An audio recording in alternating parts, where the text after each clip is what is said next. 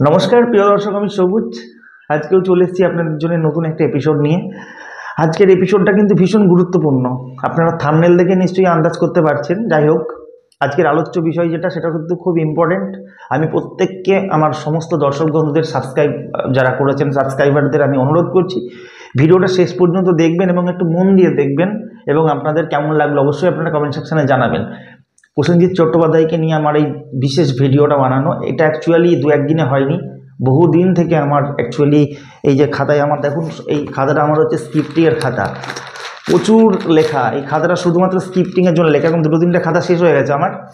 তো বিশেষ বিশেষ ভিডিওর জন্য আমাকে কিন্তু করতে হয়, অনেক খাটতে হয়, রাত জেগে জেগে কালেকশান করতে হয়, অনেক কিছু দেখতে হয়। যাই হোক, এই ভিডিওটা বানানোর জন্য আমাকে অনেক রাত জাগতে হয়েছে, অনেক সময় দিতে হয়েছে। কারণ এরকম একটা ভিডিও বানাতে গেলে অবশ্যই একটা যুক্তিযুক্তভাবে ভিডিও বানাতে হবে, না হলে দুম করে কিছু করে দেওয়ার মতো ভিডিও কিন্তু ওটা নয়। প্রথমত কথা হচ্ছে, বুম্বাদার প্রায় সেই শুরুর দিক থেকে 1987 সাল থেকে 2023 পর্যন্ত যতগুলো সিনেমা রিলিজ হয়েছে, তার যে সিনেমাগুলো ম্যাক্সিমাম সিনেমা অন্যান্য জায়গা থেকে রিমেক করা হয়েছে বা ইন্সপায়ার হয়েছে, সেই রকমই একটা লিস্ট এটা। হাই বন্ধুরা, আমি চাইলে পারে এই ভিডিওটা একটা সাউন্ড এফেক্ট দিতে পারতাম, বা আমি চাইলে পারে হয়তো একটা মিউজিকও দিতে পারতাম, কিন্তু আমি দিলাম না। তার একটা কারণ আমার যারা সাবস্ক্রাইবার বন্ধু, যারা দর্শক আমার, তারা বহুদিন ধরে আমার নানান ভিডিও দেখেন বা দেখেছেন। অনেক মিউজিক্যাল ভিডিও আমি বানিয়েছি, সেখানে আমি অনেক মিউজিক্যাল অ্যালবাম বানাতে গিয়ে, ভিডিও বানাতে গিয়ে আমি হয়তো 2-4 লাইন করে ভিডিওতে গান গেয়েছি। এবং অনেক বন্ধুরা আমার, অনেক দর্শকবৃন্দরা বলেন যে দাদা আপনি প্লিজ একটু গান টান করুন, কুমার শানু বা এরকম কিছু। তো সত্যি কথা বলতে কি, আমি ভিডিওর মাধ্যমে এটাই বলতে চাই, আমি দেখুন, আমার ছোট থেকে অনেক ইচ্ছে ছিল, স্বপ্ন ছিল যে আমি গান বাজনা বা এই সমস্ত সিনেমা, এই সমস্ত কালচারে একটু মানে এগুলো নিজের মধ্যে নিয়ে আমি চেষ্টা করব এরকম কিছু আগামী দিনে করার। কিন্তু সত্যি কথা বলতে কি, আমি কোনোদিনও সেইভাবে সেই ফ্যামিলিতে মানে আমি পাইনি, ফ্যামিলির সাপোর্ট কোনোদিনও পাইনি, বা সামর্থ্যও ছিল না অ্যাকচুয়ালি যে এরকম করে আমাকে মানুষ করবে বা তারা আমাকে এরকম লালন পালন করবে। আমি কোনোদিনও সেইভাবে শিখিও নি কিছু।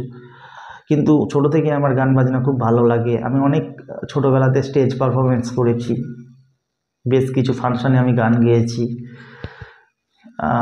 কিন্তু কোনোটাই আমার শেখা না। আমি জাস্ট ওই আমার কুমার শানুর একটা কথা খুব মনে পড়ে, কারণ আমি গানের জগতে আমার কুমার শানুকে খুব আমি ফলো, মানে কুমার শানু আমার গুরুদেব বলা যেতে পারে অ্যাকচুয়ালি গানের জগতে। তো কুমার শানুও বলতো যে ছোটোবেলা থেকে সে মানে সেইভাবে কিছু শেখেনি, কিন্তু সে শুনে শুনে খুব প্র্যাকটিস করতো। আমিও কোথাও রেডিওতে বলুন, টেপ ক্যাসেটে বলুন বা মাইকে বলুন, গান শুনে শুনে ছোটোবেলা থেকে প্রচুর গান শুনতে ভালোবাসতাম, গান শুনেছি। তো সেখান থেকেই আমার ওই অভ্যাস একটা, মানে ছোটো থেকেই আমার গান বাজনা, সিনেমা এগুলো আমার খুব ফেভারিট। তো ভিডিওটা তো আপনারা প্লিজ দেখতে থাকুন। সেই সঙ্গে আমার খুব ইচ্ছে যে আমার খুব ইচ্ছে হয়, অনেকে বন্ধুবান্ধব আমাকে বলে, তুই তো অনেক ভালো ভালো গান করতে পারিস, তো চলে আমরা কিছু স্টেজ পারফরমেন্স করি, কিছু প্রোগ্রাম করি। তো সেখানে অ্যাকচুয়ালি দেখুন, এগুলো হয়তো অনেক সময় সাপেক্ষও, জানি না আগামী দিন কী আছে কপালে, যদি কোনো দিন কিছু করতে পারবো কিনা জানি না। বাট এই যে চ্যানেলটাকে এগিয়ে নিয়ে যাচ্ছি, আপনাদের প্রতিদিন ভিডিও বানাচ্ছি, সিনেমা নিয়ে কালচার করছি, যতটুকুনি জানি, আমি কোনোদিনও নিজেকে বড়োভাবে কিছু বলি না। আমার ভিডিও প্রত্যেক মানুষজন যারা দেখেন, তারা বলতে পারবে না যে আমি নিজেকে কোনো সময় বড় প্রমাণিত করার জন্য অন্য কাউকে ইনসাল্ট করি বা ছোট করি বা কাউকে। আমি একটা জিনিস খুব ভালোভাবে মনে করি, এটা জ্ঞান দেওয়া হচ্ছে না কোথাও, যে অন্যকে ছোট করে কোনোদিনও নিজেকে বড় করা যায় না। এবং আমি কোনো মানুষকে অপমান করা বা ইনসাল্ট করা বা ছোট করে দেখা, এগুলো আমার কোথাও আমার পছন্দ না। এগুলো আমি একটা জিনিসই মনে করি, ভগবান যাকে যেটুকুনি দেওয়া সেটুকুনি অবশ্যই দেবে। তুমি তোমার কর্মটা সঠিক সময়ে ঠিক মতো করো, সঠিক কর্ম করলে তুমি সঠিক রাস্তায় ঠিক চলতে পারবে কোথাও। তো আমার এক লাইন, একটা গান আমার খুব পছন্দ, আমি আপনাদের জন্যে, অ্যাকচুয়ালি এটা বুম্বাদাস সিনেমার গান, তো আমার খুব ভালো লাগে এবং ইমোশনাল সং। এই গানটা যখনই সিনেমাটা দেখি, মানে চোখ থেকে এখনও পর্যন্ত মানে জল ঝরে। তো খুব ইমোশনাল একটা গান, প্রতিবাদের একটা গান আর কি। দিদির কোলে চাঁদের আলো আসবে নিয়ে ভাগ্নে আমার, আদর করে ডাকবো তাকে, রইবে ঘরে খুশির জোয়ার, আসবে ঘরে খোকন সোনা, এদিক ওদিক দেবে আমার, বুকটা ভরে যাবে যখন ডাকবে মামা, ও মামা মামা আমি হব মামা,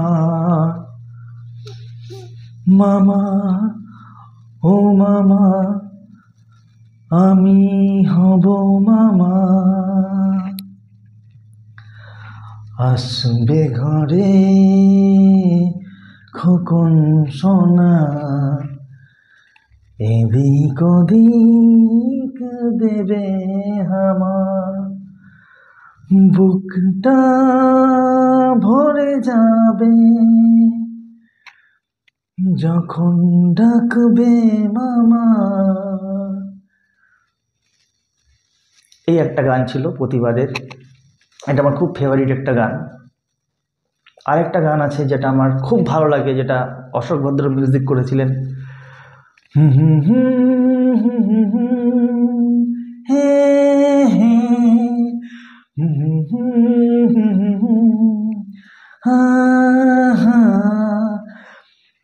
তুমি মনে রেখো হে হে, এই পৃথিবীতে